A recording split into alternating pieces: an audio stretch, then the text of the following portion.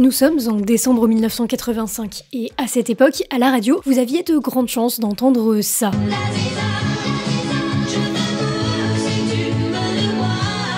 L'Aziza, signée Daniel Balavoine, est alors 12e dans le top 50 et s'apprête à devenir disque d'or.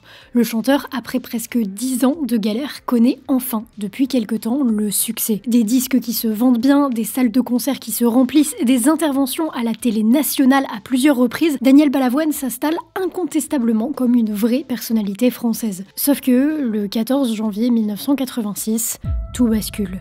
Le Paris-Dakar en deuil, Thierry Sabine, Daniel Balavoine et 3 autres personnes sont mortes dans un accident d'hélicoptère. Daniel Balavoine meurt brutalement à 33 ans dans un accident d'hélicoptère survenu à Dakar. Aujourd'hui encore, de nombreuses zones d'ombre règnent autour de ce crash qui a enlevé la vie de 5 personnes, dont l'un des chanteurs les plus prometteurs de l'époque. Aujourd'hui, on va revenir sur l'histoire de Daniel Balavoine. Qui était-il? Comment a-t-il marqué le monde de la musique et la France de manière générale? Comment sa vie a-t-elle pris fin brutalement et quels sont les mystères qui entourent encore aujourd'hui sa mort? C'est ce qu'on va essayer de découvrir dans cette vidéo.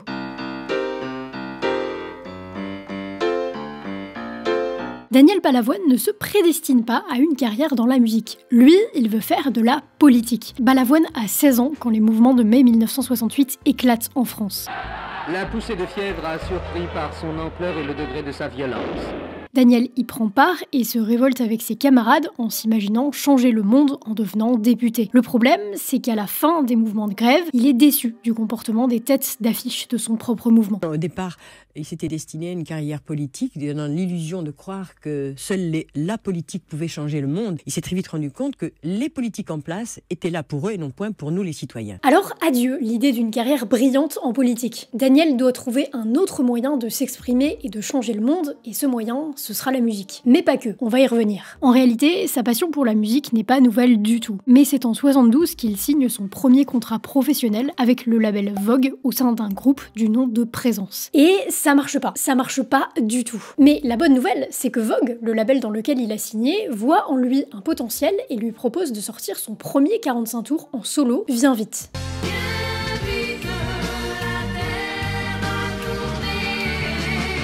C'est un échec. Non, vraiment, ça ne marche pas non plus. À partir de ce moment, Daniel enchaîne les petits projets. Il devient choriste pour différents groupes, la plupart du temps avec son frère, Guy Balavoine.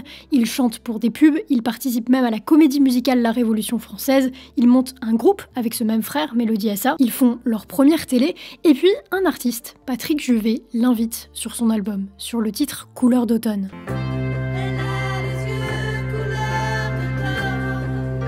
Ce titre, même s'il ne va pas marcher incroyablement commercialement, va changer la vie de Daniel. Ce morceau tombe entre les mains de Léo Missire, un directeur artistique très important, d'une maison de disques très importante en France, Barclay. Léo contacte Daniel et lui propose un contrat en solo avec Barclay. Mais Daniel veut poser ses conditions. Il doit pouvoir choisir ses studios et ses musiciens, ce qui chez Barclay ne se fait pas, mais Léo accepte. Daniel signe et la collaboration est lancée. Le problème, vous commencez à deviner, à voir le schéma se répéter, ça ne marche pas non plus. Daniel va sortir ses 2 premiers albums avec Barclay et ils ne vont pas rencontrer de succès commercial. Et ça pose un sacré problème. Il faut savoir qu'à l'époque, un disque, ça coûte énormément d'argent à produire, mais vraiment beaucoup d'argent. Ah, et aussi, je vous ai pas dit, si Léo c'est un directeur artistique très respecté chez Barclay, c'est pas le PDG. Le dirigeant, c'est Eddie Barclay. Et Eddie, il croit pas du tout en Daniel Balavoine. Alors, il laisse une dernière chance à Léo, mais si le 3e disque de son artiste ne marche pas,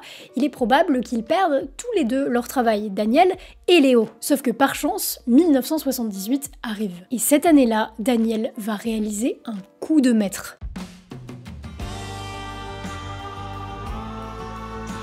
Je me présente, je m'appelle Henri. Le chanteur sort en 1978 et là, c'est un raz de marée commercial. Le titre devient disque d'or et pour la première fois, le grand public entend parler de Daniel Balavoine. L'album qui suit le single s'écoule à 800 000 exemplaires. C'est le vrai début de la carrière de Daniel Balavoine. Mais un bonheur n'arrive pas seul. Oui, normalement l'expression c'est un malheur, mais là on est dans les bonnes nouvelles. Entre-temps, Daniel a intégré la troupe de Starmania, une comédie musicale avec entre autres Michel Berger et France Gall. Et l'album qui sort aussi en 1978 s'écoule à plus d'1 million d'exemplaires. C'est donc un double lancement de carrière après des années de galère absolue. Mais cette portée grand public ne va pas changer qui est Daniel Balavoine. Oh non. Vous vous rappelez quand à 16 ans, il rêvait de faire de la politique pour changer le monde? Eh bien, en réalité, la musique est maintenant pour lui sa manière de s'exprimer et de passer des messages qui lui tiennent à cœur. Ses textes reflètent certains de ses combats, d'abord avec des thèmes sociaux. Les juges et les lois, ça me fait pas peur, c'est mon fils, ma bataille. Et dans des engagements plus frontalement politiques, comme Frappe avec la tête, où Daniel Balavoine critique l'intervention militaire française en Afghanistan. Ça fait partie des raisons pour lesquelles le public français, notamment la jeunesse, apprécie Balavoine. Il faut pas oublier qu'on est dans un contexte de fin des 30 Glorieuses, que le chômage, notamment chez les jeunes, est au plus haut, que la crise économique frappe de plein fouet la France. 1973, le premier choc pétrolier fait exploser le prix du baril et marque le coup d'arrêt des 30 Glorieuses. Bref, c'est un moment où les textes engagés et les artistes engagés trouvent une vraie résonance auprès du public. Sauf que Daniel Balavoine, il va aller plus loin que de simples paroles de musique.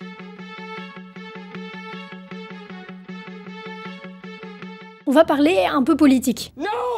Je vous précise qu'ici, je ne prends pas du tout position. Je vais juste relater des faits en essayant d'être la plus proche possible des messages qu'essayait de faire passer Balavoine, et c'est plus complexe qu'il n'y paraît. Le chanteur engagé communiste ne dérange que les gens de droite, et le chanteur engagé de droite ne dérange que les gens de gauche. Moi, je dérange un peu tout le monde.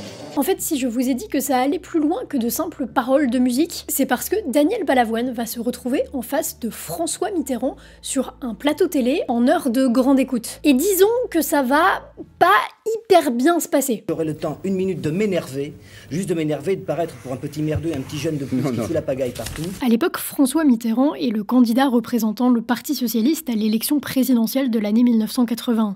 Il est en contact avec Jacques Attali, un homme de gauche qui joue un grand rôle dans la politique française, et justement, c'est ce fameux Jacques Attali qui a l'idée d'inviter Balavoine sur le plateau pour représenter la jeunesse. Le problème, c'est que Daniel Balavoine ne va pas se voir accorder de temps de parole.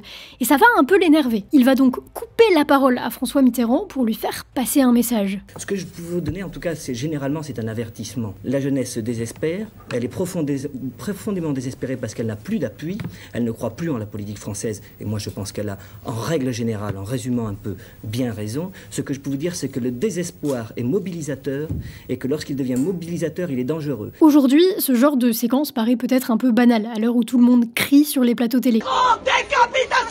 Mais à l'époque, faire ça devant un candidat à l'élection présidentielle, devant un homme politique, sur un plateau télé, c'est pas courant. Mais François Mitterrand n'est pas vexé. Et au contraire même, lui et son équipe de communication voient le potentiel d'un homme comme Daniel Balavoine pour toucher la jeunesse, en vue de convaincre cet électorat pour l'élection présidentielle qui approche. C'est ainsi que l'équipe de Mitterrand propose à Balavoine d'assurer un petit concert avant les meetings de sa campagne. Proposition que Balavoine accepte. Il joue donc au meeting du futur président, puisque vous le savez, en 1981, c'est François Mitterrand qui remporte la victoire face à Giscard d'Estaing et qui devient le 4e président de la 5e République. François Mitterrand est élu président de la République. Sauf que, retournement de situation, le chanteur va se désolidariser publiquement du nouveau président quelques mois après son élection. Et oui, parce que Balavoine, depuis ses 16 ans, il a bien compris que la politique, ça lui convenait pas.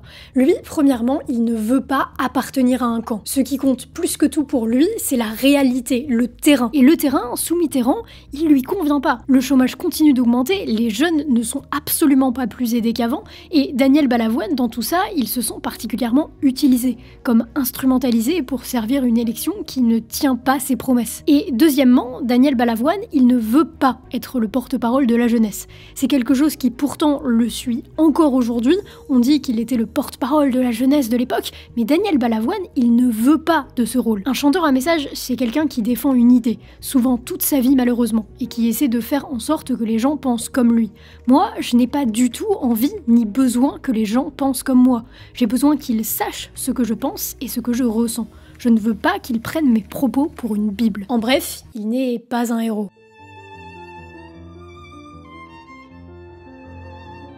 Une nouvelle fois donc, Daniel Balavoine est déçu de la politique. Il ne s'engage plus auprès de représentants, quel que soit leur parti, mais il continue de faire des interventions télévisées où il est plutôt bon client pour les télévisions. C'est un personnage clivant par essence et certains de ses propos à la télé lui vaudront quelques soucis, notamment ce moment. Alors je voudrais dire devant tout le monde que j'emmerde les anciens combattants, que j'en ai rien à foutre de tout ça. Pour le contexte, cette interview est réalisée seulement quelques heures après l'attentat de Drakkar au Liban, dans lequel le frère de Daniel, militaire, aurait pu perdre la vie.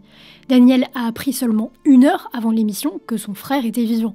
Il s'excusera en demi-teinte lors d'une interview de Michel Drucker, ou plutôt il précisera sa pensée, et ça lui vaudra l'annulation de plusieurs concerts sur sa tournée. Moi, l'idée de cracher sur le passé, d'avoir le moindre mépris pour ça, et souvent les adultes nous disent « Ah, vous avez de la chance, vous n'avez pas connu la guerre ». Je voudrais faire remarquer à tout le monde, au cas où vous ne l'auriez pas vu, que notre guerre à nous, nous l'avons aussi dans le monde entier en ce moment. Et c'est pour ça que j'ai pris le temps de vous parler de tout ça. L'engagement politique et la présence médiatique de Daniel Balavoine sont 2 parties intégrantes de sa carrière d'artiste. Évidemment, il est clivant, mais au moins il est respecté parce qu'il dit ce qu'il pense, qu'on soit d'accord ou pas avec lui. Et d'ailleurs, comme il l'a dit plus haut, il ne cherche pas tant qu'à convaincre, mais plutôt à s'exprimer. À s'exprimer et à agir, car s'il trouve que la classe politique française n'agit pas assez, lui se veut être un homme de terrain. Il devient par exemple le premier parrain des Restos du Cœur, association créée par Coluche. Mais avant ça, en 1983, il découvre lors de son premier Paris-Dakar la misère dans laquelle sont plongés certains pays africains. Il décide de lancer différentes actions afin d'aider les populations locales. Il lance Action École,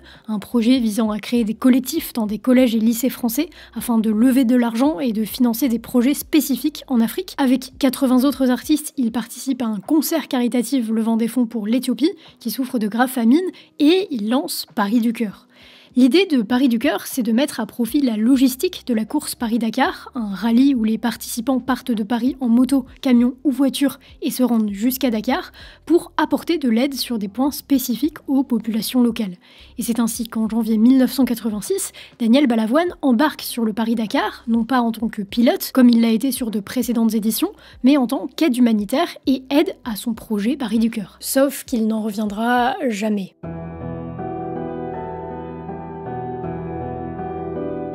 L'Aziza monte dans les classements français. Le single est disque d'or et Daniel est très attendu en France, notamment sur les plateaux télé pour en faire la promotion. Daniel a hâte de rentrer et justement la date approche. Lui et Thierry Sabine, créateur du Paris-Dakar, assistent ensemble au coup d'envoi d'un match de foot à Gao. Une fois la cérémonie terminée, Jean-Luc Roy, un journaliste qui devait repartir avec Thierry Sabine, demande à Balavoine s'il veut sa place dans l'hélicoptère qui doit les amener à 250 km de là, à Gourmara-Rousse. Daniel accepte et lui, Thierry Sabine, Jean-Paul Le Fur, un technicien de RTL, et Nathalie Audan, une journaliste du Journal du Dimanche, montent à bord d'un AS350 piloté par François-Xavier Bagnoud. La visibilité est exécrable. Il n'est que 17 heures, donc il fait encore jour, mais plus pour longtemps. Et surtout, une tempête de sable se déchaîne, baissant drastiquement la visibilité. L'hélicoptère décolle malgré tout, effectue son premier arrêt, puis à 22 km seulement de leur destination, l'engin se pose d'urgence. Il fait nuit, on est en pleine tempête, et Thierry Sabine appelle les organisateurs déjà en place à Gourmara-Rousse pour qu'ils lui envoient une voiture afin de ne pas terminer le trajet en hélicoptère. Sauf que, finalement, celui-ci redécolle avant l'arrivée de cette voiture, quelques minutes seulement après l'appel radio.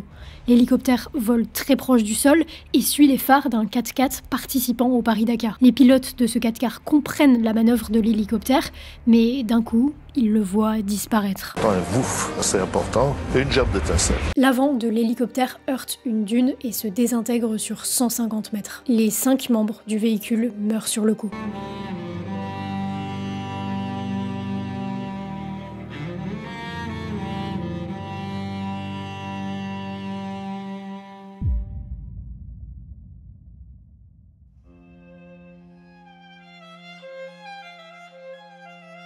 À bord, Thierry Sabine, Jean-Paul Le Fur, le radio, François-Xavier Bagnoud, le pilote, Daniel Balavoine et Nathalie Audan du Journal du Dimanche. Et tous les 5 sont morts.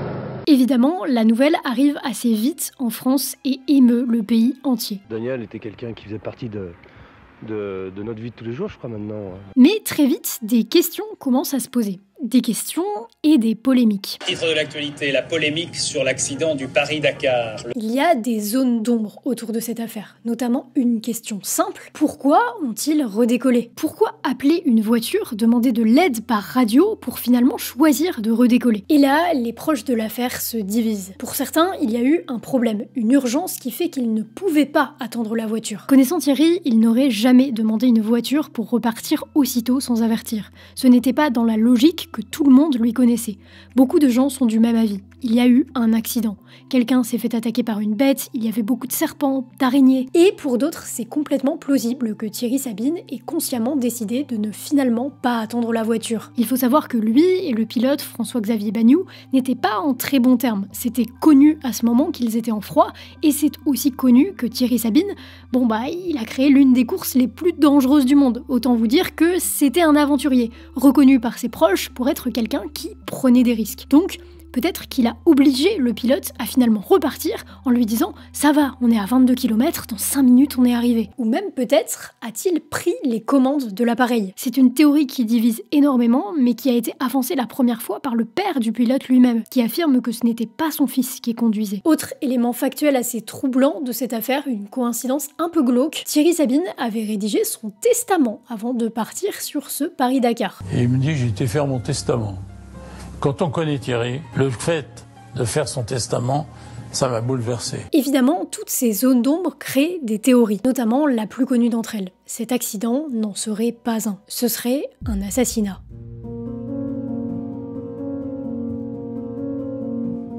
Cette théorie veut que Daniel Balavoine ait été éliminé. Ceux qui croient à cette théorie pensent que l'hélicoptère aurait été criblé de balles. Dès le début, cette hypothèse émerge et elle est tout de suite démentie par les quelques témoins. C'est vraiment une affaire dans laquelle aucun proche ne témoigne dans le sens d'un assassinat. Aucun, il n'y en a pas. Il y a juste un auteur qui s'est penché sur la question, qui s'appelle Jean Perrin, et qui a écrit un ouvrage intitulé « Daniel Balavoine, meurtre déguisé », et pour l'écrire, il s'appuie sur la communication avec les morts. Les révélations faites dans le livre s'appuient sur des messages qu'il recevrait de l'au-delà. Alors vous y croyez, vous n'y croyez pas, ça vous regarde. Par contre, de là à affirmer que c'est suffisant pour déterminer que c'est un meurtre, là, c'est un peu plus compliqué. Ce n'est pas un argument recevable auprès de la justice à l'heure actuelle. On ne peut pas prouver un meurtre de cette manière. Mais dans tous les cas, il reste une question. Pourquoi Daniel aurait-il été assassiné? Il y a deux raisons différentes pour lesquelles des personnes auraient été prêtes à commettre un tel acte. Soit Daniel aurait découvert que le Paris-Dakar servait de couverture pour faire passer des armes de la France jusque dans certains pays d'Afrique, soit il aurait posé un quelconque problème à Mitterrand, avec qui, vous l'avez compris, il a eu des relations. Sur ça, je vais vous donner un avis personnel qui n'engage que moi. Je ne crois à aucune de ces théories. Ce qui est arrivé est terrible, mais malheureusement, je pense que c'est juste un accident. Ce serait pas le premier sur le Paris-Dakar. Je pense que ce genre de théorie existe principalement parce que c'est terrible de savoir qu'on ne saura jamais. Pourquoi l'hélicoptère a-t-il redécollé? On ne saura jamais. Mais quand on regarde les faits et quand on écoute chaque témoin qui a accepté de parler publiquement de cette affaire, quand on la reconstitue, je trouve qu'il y a trop peu d'éléments qui vont dans le sens d'une quelconque théorie. Cependant, deux choses. Déjà, je vous le répète, vous croyez ce que vous voulez. Mais aussi, il y a un dernier élément que je ne vous ai pas donné. Tout ça se passe en janvier 1986.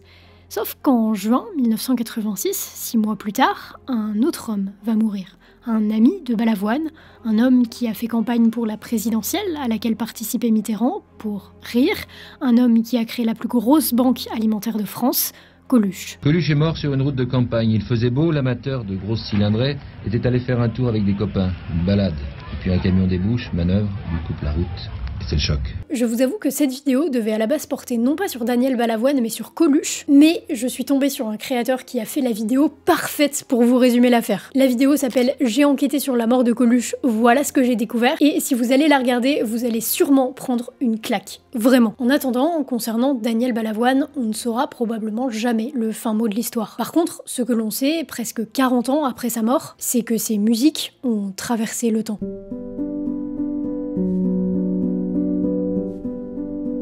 Ce qui est vraiment admirable avec Daniel Balavoine, c'est qu'aujourd'hui encore, ses musiques parlent aux nouvelles générations. Les candidats de la Star Academy interprètent parfois des chansons de Daniel Balavoine. Il y a même une tendance TikTok qui s'est lancée sur SOS d'un terrien en détresse. C'est un des artistes des années 80 qui sonne étrangement encore très actuel. Et je pense que c'est dû à plusieurs choses. D'une part, évidemment, la qualité musicale et lyrique de ses morceaux. D'autre part, malheureusement, sa mort, qui a contribué à l'ériger comme une légende partie trop tôt. L'héritage des artistes qui décèdent jeunes sont la plupart du temps très différents de ceux qui décèdent plus tard, ou dans des conditions plus banales.